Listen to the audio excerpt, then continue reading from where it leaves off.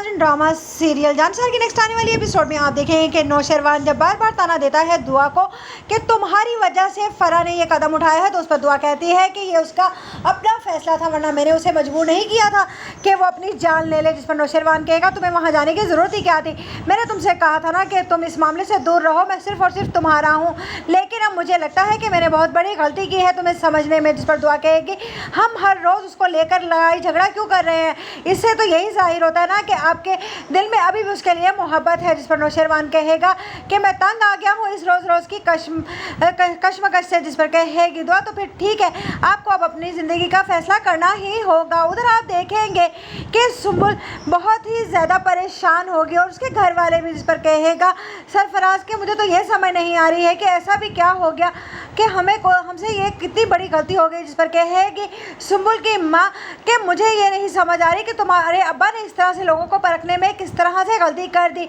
उधर फिज़ा जब अपनी माँ को ये बताएगी कि सारा मामला ये हुआ है सुंबुल के साथ, तो उस पर उसकी माँ कहेगी असल में उन लोगों ने तुम्हारे साथ जो कोई कसर नहीं रखी थी, इसीलिए शायद उनकी बेटी के ये सब कुछ आगे आएगा। जिस पर कहेगी फिज़ा लेकिन मैंने तो कभी भी ऐसा नहीं सोचा और ना ही कभी किसी को कोई बद्दुआ दी है। जिस पर कहेगी फिज़ा से उसकी माँ लेकिन तुम्हारे अंदर की ये आते तो दुआ बद्दुआएं देती ही होंगी ना, तुम्हारे अंदर की हाय लग गई है उसे।